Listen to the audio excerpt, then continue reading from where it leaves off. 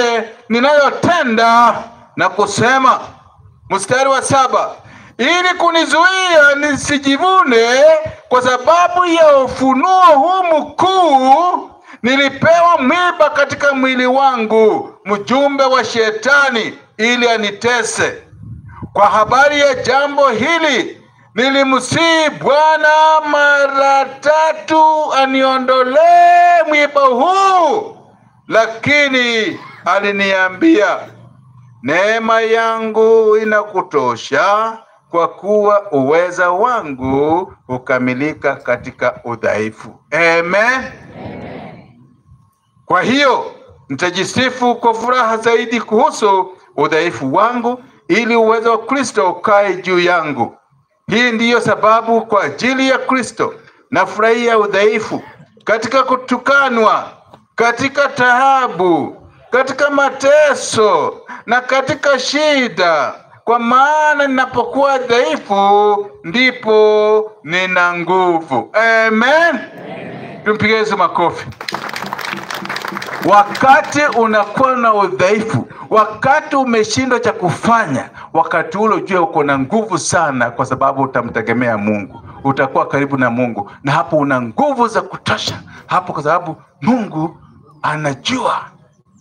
Kwa hivyo una udhaifu aina gani?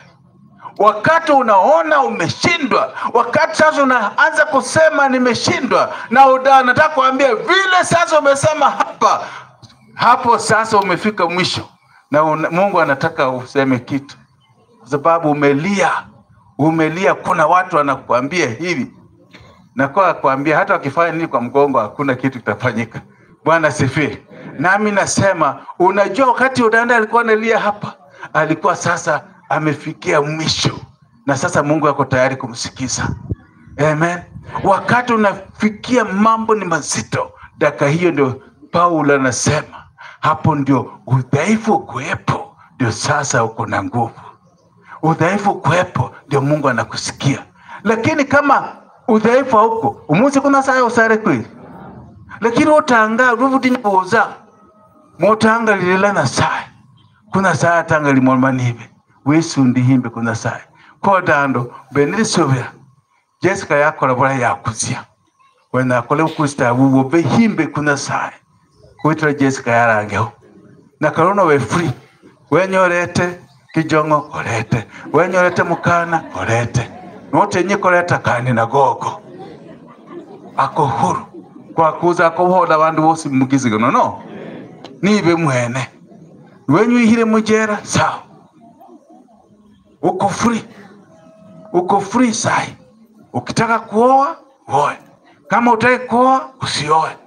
Kwa sababu Yesu anasema kuna watu ambao bekora viziri bene.